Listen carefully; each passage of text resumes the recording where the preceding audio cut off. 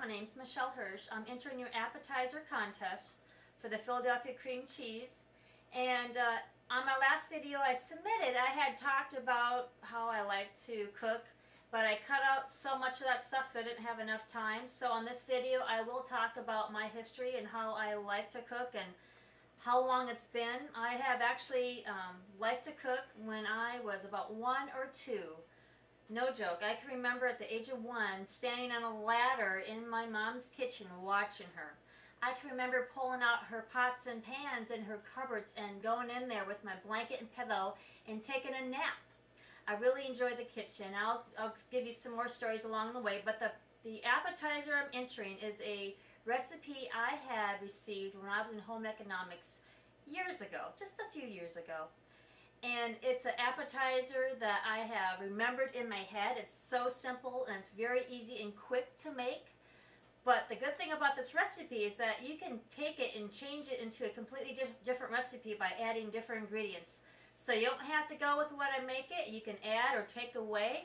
And the funny thing is that kids actually like this recipe too. So it could be an easy after-school snack as well as an adult appetizer during the hors d'oeuvre hour. So I will see you in a little bit. So I'm back. The first thing I'm going to do is put 8 ounces of cream cheese into my blender. I'm going to whip it up until it's very, very light in consistency, and I'll be back. So Paula, I have put all of my seasonings in a little bowl. It's going to be easier for you to see. But these are some of the basic seasonings that this recipe has in it, and I have added a few along the way. But the cincher is actually this one right here, prepared horseradish. That's what gives it the unique flavor. But I have added some other ingredients like thyme, but onion powder, garlic powder, chili powder, and paprika are the basics that came with this recipe when I received it years ago. But I have added my own little kicks and touches along the way. So I'm going to add this to the whipped up cream cheese. And I also have in this bowl of seasoning some ground up black pepper. And I also have about an 1/8 of a teaspoon of salt. I'm going to continue mixing this till it's thoroughly blended, and then we'll continue with the recipe. So I've completely blended the horseradish and the other seasonings together, and while I was mixing it gave such a perfume off. It smells so wonderful in the kitchen right now. And it has just a very light touch of a color to the cream cheese. And you can see little speckles of seasoning, but it smells so elegant. Yep, you're looking at it. This is the mixed ingredient for this appetizer. This is one of the key components besides the horseradish that gives this appetizer a very unique and smoky taste. This is smoked bacon. I have cut it up into very small pieces. I'm going to cook this to where it's almost completely done because it will finish cooking later in the show. I'm also going to add to this, so this is my own little twist on it, some smoked linguiça sausage. And you can add any sausage you want. You can add hot or mild, Italian or brat, whatever type of flavor you like, but the smokier taste, that's what I prefer. My kids like the smoked taste. And then once this continues to cook, at the very end I'm going to add to this, at the very end, about 1/4 cup of finely chopped onion. Very, very fine. I don't want it any bigger than that. And I don't want it to cook all the way through. I want a little bit of crisp from that onion. So I'm going to turn this off and I'll be back. Okay, I'm back.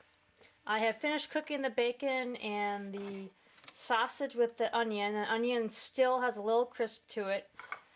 Now I'm going to have a cup full here of a variety of cheeses.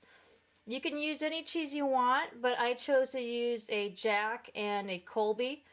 And these are a milder cheese if you want to use something a little sharper, which you can add a little bit of a stronger taste. I also have over here some shredded Parmesan Reggiano cheese, about an eighth to a fourth of a cup. This is a very strong cheese, so I don't need a lot of that. But again, it's your choosing. You can use anything you want. So I'm going to add to the cream cheese mixture the shredded cheese. And then I have chili sauce here. I'm going to add about a half a bottle.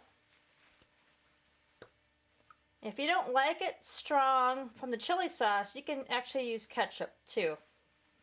Well, half this bottle. I'm going to gently fold this in. That's pretty good right there. Now at this point I'm going to add the bacon. So I added the bacon, sausage, and the onion combination. I'm going to again gently stir this together.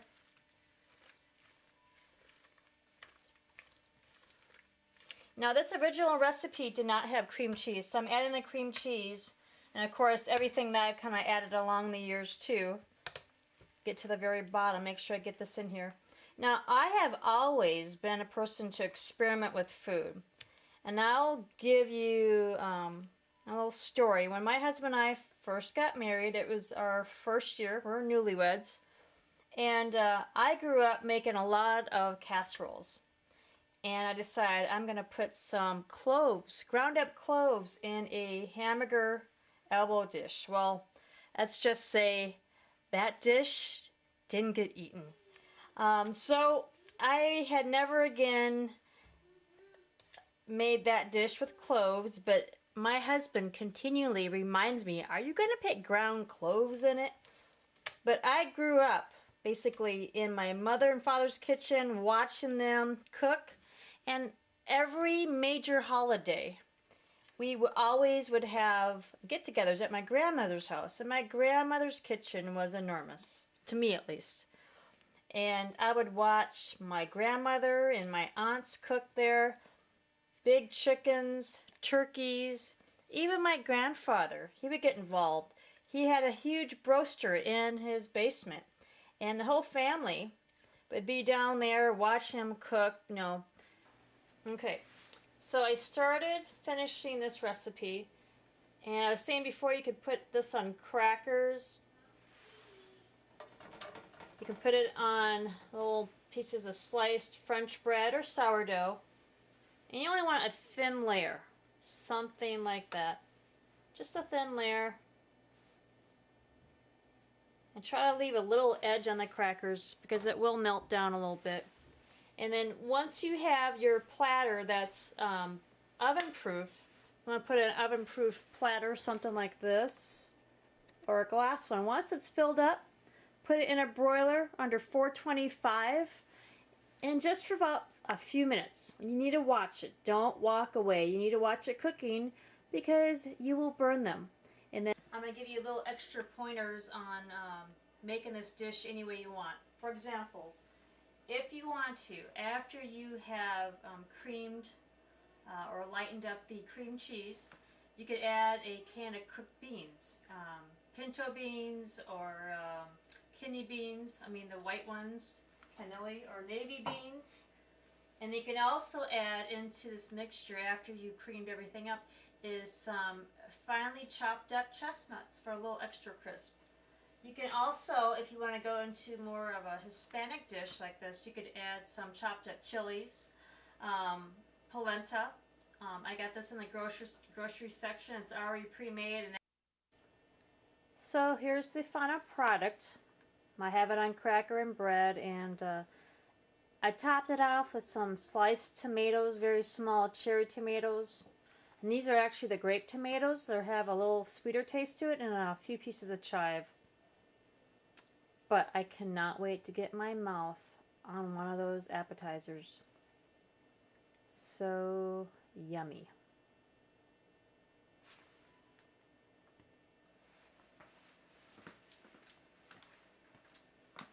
So, what'd you think? Pretty easy to make. I can't wait to make it again for my next get together for my family. It's something that's very, very easy to make, and it's appealing to everybody. It has cheeses in it and meats